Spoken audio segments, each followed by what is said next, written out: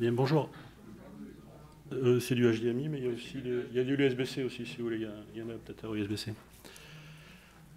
Bonjour à tous. Donc, je vais vous présenter la première session liée à l'open source hardware. On n'est pas très nombreux à parler d'open source hardware, donc je vais être le premier à vous en parler. Je vais vous parler de la plateforme qui s'appelle Citron, qui est une plateforme d'innovation que l'on a développée au CATI. Alors, quelques mots d'abord sur le CATI. Donc, le CATI, c'est une association que je dirige, donc à but non lucratif. J'ai mis aussi la photo du responsable de l'unité système embarqué qui s'occupe donc de cette plateforme Citron au CATI. Donc on s'occupe de transfert technologique. Notre mission, c'est d'aider les PME ETI en particulier à intégrer les technologies du numérique. On a été créé en 2014, c'est les industriels qui nous ont créés, mais aussi les académiques et la région Nouvelle-Aquitaine. Donc on a un panel de fondateurs qui est relativement large. Notre mission, c'est de faire de la recherche appliquée. Donc la recherche appliquée, c'est quoi? C'est un peu le relais de ce que font les laboratoires de recherche et qui ne touchent en général pas l'industrie parce qu'il y a encore un peu de maturation à faire sur les technologies. Et puis de faire du transfert technologique, c'est-à-dire d'aider d'accompagner les entreprises dans leur R&D ou dans leur transformation numérique. Parce que dans le numérique, il y a effectivement ce sujet de la transformation numérique qui ne touche pas quelques acteurs, mais quasiment tous les acteurs.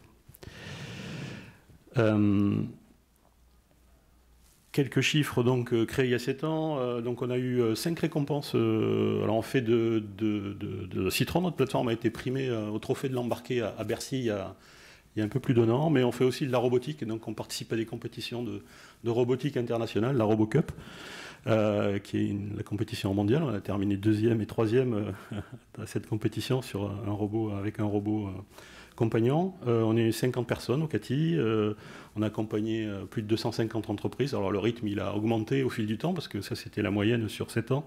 On est plus sur 70 entreprises par an aujourd'hui qu'on accompagne. Voilà, on est partenaire de pas mal de laboratoires de recherche.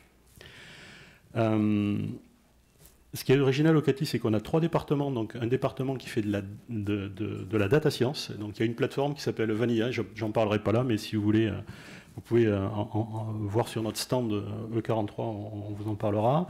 Une plateforme aussi sur les facteurs humains. Donc une originalité du CATI, c'est d'avoir 3 disciplines, donc la data science, les facteurs humains, et puis l'embarqué, donc je vais parler un peu plus aujourd'hui. Et notre originalité, je dirais, c'est de travailler sur des thématiques qui sont un peu à la croisée de ces disciplines. Donc l'IA embarqué en particulier, où on a besoin de mixer des compétences de data scientist avec des compétences d'ingénieur embarqué, mais c'est vrai aussi pour l'humain augmenté, c'est vrai aussi pour la collaboration IA-humain. Mais je suis surtout là pour vous parler donc de Citron, plateforme d'innovation technologique Citron. Alors tout le monde attend, je pense, que je réponde à la question que veut dire Citron, donc je le fais tout de suite. Donc Citron, donc le sigle est révélé là. Donc c'est un socle industriel. Vous allez voir dans la présentation, ce qui est important, c'est de proposer des solutions de maquettage rapide, mais dans un esprit industriel. Et parce que c'est ce qui manque aujourd'hui dans les solutions qui sont disponibles sur le marché. Et puis des expertises technologiques, avec de plus en plus de technologies dans Citron. Mais l'idée aussi, c'est de créer son propre objet numérique. On veut encourager les entreprises à se lancer dans la réalisation d'objets numériques, et beaucoup sont frileuses par rapport à cet objectif, en fait, d'aller toucher du hardware. Voilà, on a un petit slogan aussi qui est « Faites fructifier votre créativité ». Alors, avant de parler de Citron, juste, je me suis posé la question pourquoi l'open source hardware dans le domaine des cartes électroniques ne prend pas vraiment, en fait, parce qu'il y a effectivement des succès, mais pas vraiment des succès qui touchent les professionnels. Dans l'informatique, on a plein d'exemples. Alors j'ai mis celui de Linux là qui est le plus parlant, mais effectivement, même si ça a été long, à un moment donné, les industriels se sont emparés du sujet, l'ont utilisé, l'ont adopté, y ont contribué. C'est ça qui en fait le succès et qui fait que maintenant, voilà, Linux est utilisé partout et je dirais dans certains sujets quasi exclusivement. Alors mon collègue va en parler dans la séance suivante, mais en microélectronique, on voit aussi quelque chose de très fort aujourd'hui, hein, le RISC-V, donc qui est issu du tissu académique. Hein, c'est Berkeley qui a proposé cette solution, mais on voit une adoption assez rapide des industriels, et la preuve, Thales va nous en parler tout à l'heure. Et donc là, on sent que la mayonnaise a pris et qu'il y a vraiment des solutions dans le domaine open source qui vont pénétrer le monde industriel dans la microélectronique. Malheureusement, sur la carte électronique, il y a des choses qui marchent très bien. Donc là, j'ai pris les exemples d'Arduino, Raspberry Pi, qui sont des solutions disponibles en open source autour de la carte électronique, mais qui ne sont pas adoptées par les professionnels aujourd'hui, parce qu'ils sont issus en fait d'un milieu plutôt informatique, qui n'a pas intégré dans les solutions les contraintes vraiment industrielles des électroniciens. Et aujourd'hui, force est de constater qu'ils sont très utilisés par les startups, par les porteurs de projets de la French Tech de manière plus générale, voire les académiques, hein, qui font beaucoup de leur enseignement autour de l'électronique, autour de ces cartes-là. Mais ils sont très peu utilisés par les professionnels qui les rejettent même. Hein. Voilà, donc pour que les solutions open source aient du succès, il faut qu'il y ait matière, il faut qu'il y ait une communauté qui se crée, mais il faut aussi qu'il y ait des professionnels dans cette communauté pour utiliser, pour contribuer, pour que ça marche. Donc ça manque un petit peu encore au niveau de la carte électronique, et c'est ça qu'on a essayé d'adresser au CATI. Alors pourquoi on a créé Citron? Alors je ménage le suspense, je vais vous dire un petit peu plus ce que c'est dans quelques minutes, mais pourquoi on l'a créé? Déjà parce qu'on est une structure qui s'est créée il y a 7 ans et qui avait besoin d'un outil pour faire du transfert technologique auprès d'entreprises qui avaient besoin de développer des objets électroniques. Donc on a créé en fait une solution, puisqu'on n'a pas retrouvé dans le maquettage rapide venant des plateformes makers les outils qu'il nous fallait. Donc on a créé Citron, c'est la première raison, c'était parce qu'on en avait besoin en interne.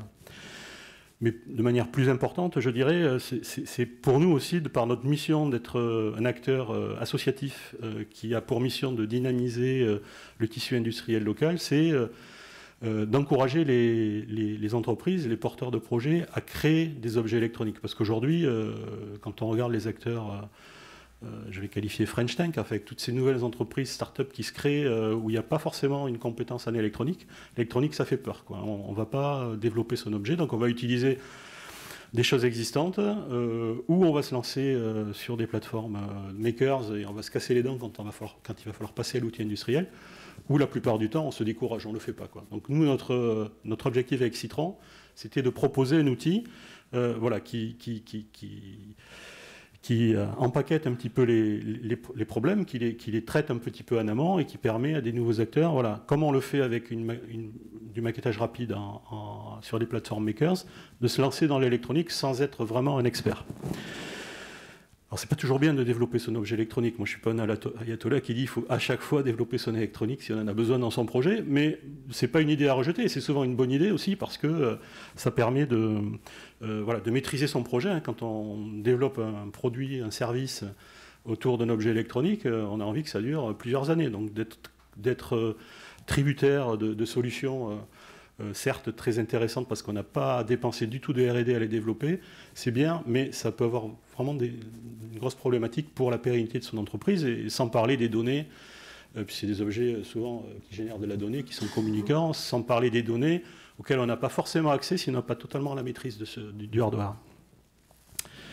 Et puis, ce qui nous tient à cœur aussi, hein, c'est que les acteurs de la filière électronique aujourd'hui, hein, les professionnels, il y en a beaucoup en France, hein, soient impliqués dans ces nouveaux projets en fait, et qui soient reliés à ces nouveaux acteurs, ces nouveaux porteurs de projets. Donc c'est un objectif fort de Citron de réaliser cette connexion entre la French Tech et la French Fab, si je la résume ainsi.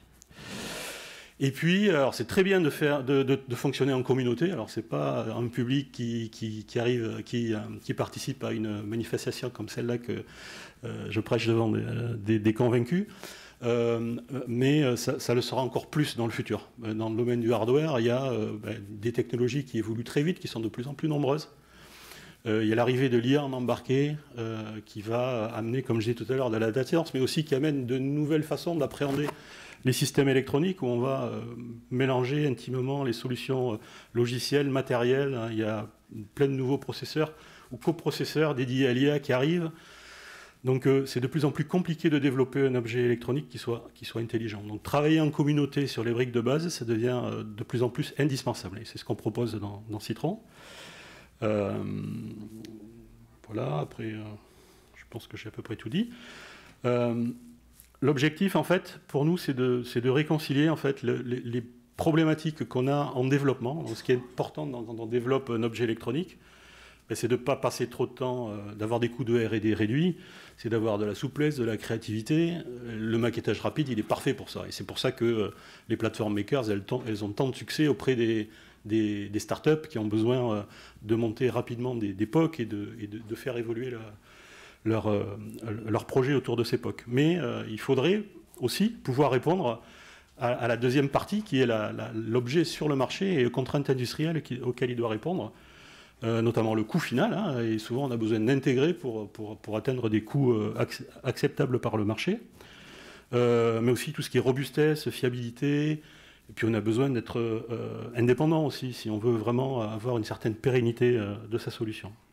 Alors c'est ce qu'on essaie de faire dans Citron. Alors comment ça fonctionne, Citron? Ça démarre par une idée d'une entreprise. Hein. Citron, c'est des briques fonctionnelles, c'est des cartes de maquettage rapide, comme vous avez certainement manipulé avec des plateformes makers, qu'on va pouvoir assembler. Donc, si j'ai une idée d'un produit ou d'un objet, je vais pouvoir utiliser des cartes qui existent déjà, qui sont des cartes Citron. Il y en a 45, je crois, aujourd'hui, qui ont été développées par le CATI, en mode open source, et c'est totalement gratuit, donc vous pouvez y avoir accès comme vous le voulez. On va utiliser ces cartes qui existent pour construire son objet, l'objet qui va correspondre aux fonctions dont on a besoin. Et ça va me permettre en fait de mettre au point cette POC, parce qu'on parle de POC aujourd'hui, hein, les cartes Citron que l'on met à disposition, elles ne sont pas destinées à être mises sur le marché après. C'est une boîte à outils qui a toutes les caractéristiques et toute la capacité à devenir un objet industriel, mais qui doit se transformer en objet industriel au bout d'un moment. Donc là, on est au niveau de la POC encore. Ça permet, c'est très important, hein, dans le domaine des usages, dans le domaine du numérique, hein, de tester l'idée auprès des utilisateurs, de tester aussi la réponse du marché à partir de POC. Hein, ça se fait déjà, et c'est très bien. Mais surtout, et c'est là où, disons, Citron amène un plus par rapport aux solutions qui existent déjà, quand l'objet, enfin, quand la fonctionnalité est finalisée, quand l'acceptabilité des utilisateurs est là, on peut utiliser ces données qu'on a dans Citron pour les réutiliser dans l'objet industriel. Au niveau logiciel, c'est totalement transparent puisqu'on va recompiler du logiciel qui fonctionne sur une maquette et qui va fonctionner de la même manière sur un objet intégré. Alors sur le plan hardware, il y a un petit peu de travail, même si on le prémâche un petit peu. Là, bien sûr, ça ne se fait pas, c'est pas du presse-bouton, mais c'est accompagné. Et ça se fait...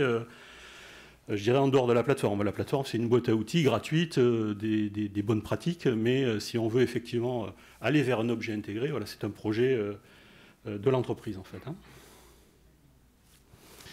Alors qu'est-ce qu'il y a derrière ces cartes électroniques, hein? Donc là, il y a des photos de quelques cartes. Hein. Je dis, il y en a 45 aujourd'hui et ça continue à grossir. Il y en aura encore beaucoup en 2022 qui seront développés par le CATI, mais notre objectif, c'est aussi de créer une communauté et d'embarquer avec nous, c'est le cas de le dire, d'autres acteurs qui ont envie aussi de développer des cartes compatibles avec notre plateforme. Voilà, on va trouver bien sûr le côté matériel, le côté logiciel. On va trouver aussi l'aspect méthodologie de développement. Donc on se base, nous on est des gens issus de l'industrie de l'électronique.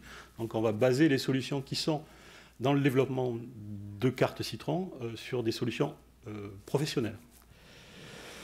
Chaque fois que c'est possible, on va aussi penser à la pré-industrialisation. C'est bien d'avoir des composants qui sont choisis pour être les composants les meilleurs du moment, des empreintes, des caractéristiques au niveau de la testabilité qui sont adéquates par rapport à un futur passage dans le monde de la production. Et puis, on a aussi l'aspect connectivité. C'est souvent des objets communicants qui sont développés. Et donc, il y a cet aspect IoT. Donc, je connecte une plateforme IoT. Donc, on a des cas d'usage qu'on peut réutiliser. On en a plusieurs avec Microsoft Azure, avec Amazon. Et puis avec une plateforme open source qui nous semble très bien et sur laquelle on va travailler un petit peu plus et sur laquelle on va capitaliser pas mal l'année prochaine en particulier, qui s'appelle ThingsBoard, qui est disons, la plateforme IoT qui nous semble la plus adéquate pour traiter les problèmes de hardware et les problèmes qui sont proches du matériel.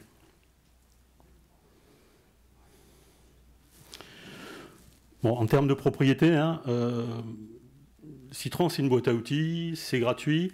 On met à disposition des choses qui sont le mieux développées possible et dans lesquelles on fait le plus d'efforts possible. Mais c'est toujours l'entreprise hein, qui décide d'un objet et c'est elle qui le met sur le marché et c'est elle qui en est 100% propriétaire. Oui, les licences, toutes les licences qui sont hardware et software qui sont dans Citron aujourd'hui sont des licences open source non contaminantes, ce qui fait que si on utilise les solutions Citron pour développer un objet complet, eh bien on a l'entière liberté voilà, de reverser ou pas, mais on peut en faire effectivement ce qu'on veut, on en est totalement propriétaire. Et puis au milieu, ben, on a Citron qui va nous aider de passer de cette idée à cet objet sur le marché. Et il y a un écosystème aussi qui existe dans Citron. Il demande à être amplifié, mais il y a des entreprises de type bureau d'études, de type EMS, qui sont référencées dans Citron et qui peuvent accompagner les entreprises sur ce passage en fait, entre l'idée et l'objet qui est souvent difficile. Voilà, il me reste encore 5 minutes, je crois que je suis dans les temps. Une illustration pratique. Donc je veux réaliser, alors c'est un cas d'usage qu'on a créé pour illustrer en fait, mais il se trouve que ce cas d'usage est utilisé déjà par pas mal de gens aujourd'hui. Donc c'est une petite centrale inertielle avec une communication Bluetooth, avec un petit microcontrôleur, avec une autonomie batterie. Donc c'est un petit objet qu'on a imaginé qui va capturer du mouvement par exemple. Hein.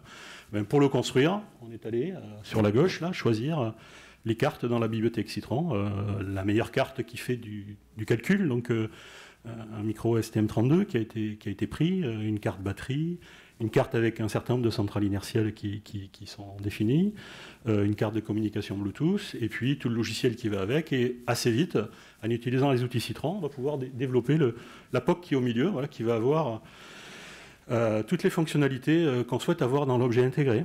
Et ce qui est intéressant, hein, c'est qu'ensuite, une fois que ces fonctionnalités sont au point, je vais pouvoir, alors de manière logicielle, encore une fois, de manière totalement transparente, retargeter ce logiciel dans la nouvelle cible, qui va être une cible intégrée, mais qui va avoir exactement les mêmes fonctions que la carte sandwich qui est là. Et donc elle va, le logiciel sur Android qu'on a développé pour capturer le mouvement, il va fonctionner tout aussi bien sur les deux objets. Et le logiciel embarqué, alors quand je dis même logiciel embarqué, pas tout à fait, le logiciel embarqué recompilé dans la nouvelle cible, va aussi fonctionner sans avoir besoin d'être modifié. Voilà, donc Citron aujourd'hui, c'est 4 années d'existence. On a démarré cette aventure au CATI il y a 4 ans, même un petit peu plus. Je regardais avant la présentation, je devrais mettre 4 ans et demi d'ailleurs, mais voilà, le temps passe vite. On a développé 45 cartes. Alors il y a un petit éventail là, il y en a 12 je pense. Voilà, mais il y en a bien plus qui sont disponibles, qui ont déjà été développées, donc toutes dans un esprit open source hardware non contaminant. Il y a plusieurs types de processeurs. Alors on reste dans le monde de ARM pour l'instant. Bon, notre idée c'est aussi d'aller vers d'autres mondes, mais pour l'instant c'est le monde de ARM, qui est un peu le monde de l'embarqué. Hein.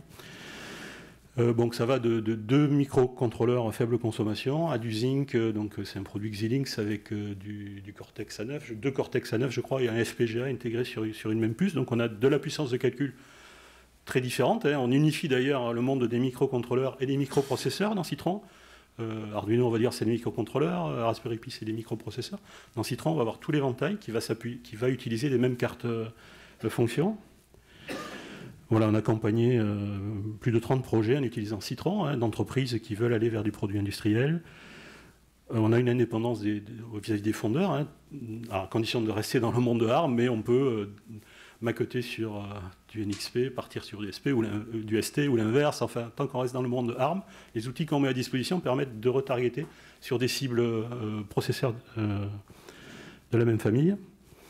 Voilà, 260 personnes sont inscrites sur notre site. Il y en a peut-être plus qui utilisent Citron, mais bon, on ne traque pas ça là. Et vous êtes les bienvenus à vous-même à essayer. C'est gratuit, il suffit de s'inscrire. Voilà, tout est libre, gratuit, téléchargeable. pouvez commander des cartes. Alors, elles ne sont pas gratuites, on les fait payer, mais on les fait payer, on va dire, à prix coûtant aussi, si vous voulez essayer. On peut vous accompagner aussi si vous voulez vraiment baser vos futurs produits sur Citron. On sera ravis de vous conseiller, de vous aider. Et puis pour les évolutions en cours, c'est de nouveaux OS. Là, on est sur Zephyr, là, qu'on va bientôt mettre à disposition, qui est un OS vraiment très intéressant pour l'IoT, qui a une faible empreinte et qui est vraiment très, très intéressant. Les sujets de cybersécurité, donc on traite vraiment très sérieusement dans Citron avec de nouveaux processeurs, donc avec TrustZone, qui seront disponibles, des cartes avec des Secure Elements pour tester aussi les divers sujets de cybersécurité. Une branche RISC-V, donc on a commencé déjà à travailler et on aura bientôt dans Citron une branche qui va se créer, qui va utiliser des cœurs RISC-V et qui pourra utiliser tout l'écosystème Citron des cartes qu'on a développées jusqu'à présent. Alors ça demande du travail, un aspect boîte à outils aussi et système de développement qui est à créer. Et puis des démonstrateurs, beaucoup en IA embarqué. Le sujet de l'IA embarqué, c'est vraiment très prégnant. C'est à la fois une difficulté, mais c'est aussi une opportunité pour les entreprises, où l'IA, en fait, ne se fait plus sur le cloud, mais se fait aussi en embarqué. Et là, les GAFA, les gros acteurs, c'est moins accessible que les gens qui sont sur le terrain, qui sont au contact des entreprises. Voilà, on a des sujets comme des contrôles vectoriels de moteur. Alors ça va assez loin. On a des cartes qui font de la capture de signaux physiologiques. On a des cartes qui font du pilotage de moteur. On a des cartes qui font des centrales inertielles, de la communication un petit peu dans tous les sens, NB-IoT, LoRa, enfin toutes les communications classiques. Et puis la plateforme ThingsBoard. Voilà. Et puis j'en ai fini. Et puis si vous voulez en savoir plus, à la fois sur Citron ou sur nos autres plateformes ou sur le CATI en général, parce que là j'ai présenté un tiers de l'activité du CATI. Vous êtes les bienvenus, on est sur le stand E34. Et puis vous pouvez nous contacter d'ailleurs après. Et voilà, il y a des sites pour toutes nos plateformes et pour Citron tout est téléchargeable.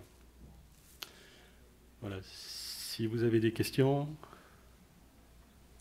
ou des remarques ou des... Oui.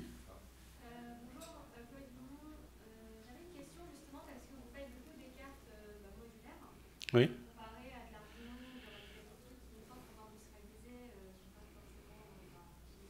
Oui. Aujourd'hui, sur cette chaîne, on va dire, pour quelqu'un qui se lance d'un projet d'un phase de POC à l'industrialisation, quelle réduction de temps vous apportez grâce au CATI? Oui.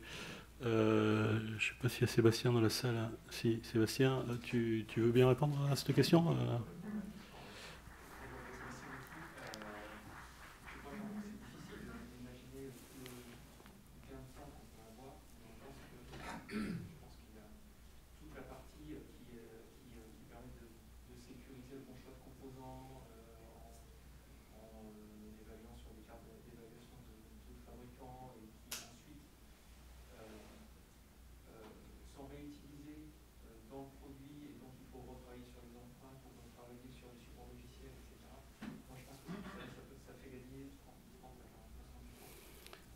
Voilà, et peut-être plus dans certains cas, peut-être moins. Alors, pour être franc, il y a un frein aussi à ça, c'est toutes les entreprises qui développent de l'électronique aujourd'hui, qui ont capitalisé sur des façons de faire, sur des briques en interne. Donc le passage à Citron, ça a un coût. Une fois qu'on y est, on peut vraiment capitaliser dessus, mais il faut reconnaître que c'est un effort, malgré tout, que certains font et que d'autres ne font pas parce qu'il y a un changement, en fait, qu'on doit faire dans la méthodologie, puis on doit effacer un petit peu de l'historique qu'on a aussi dans l'entreprise.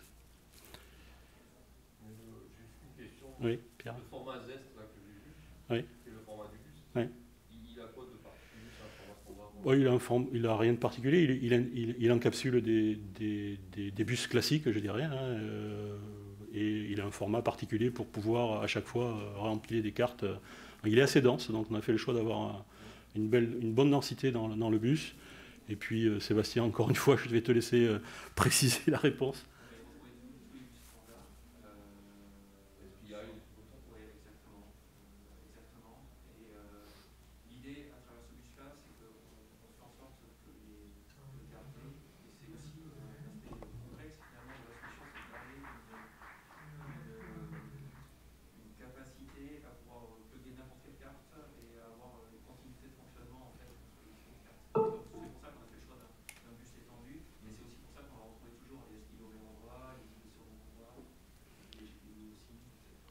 qu'on a bataillé un petit peu avant de le finaliser. On a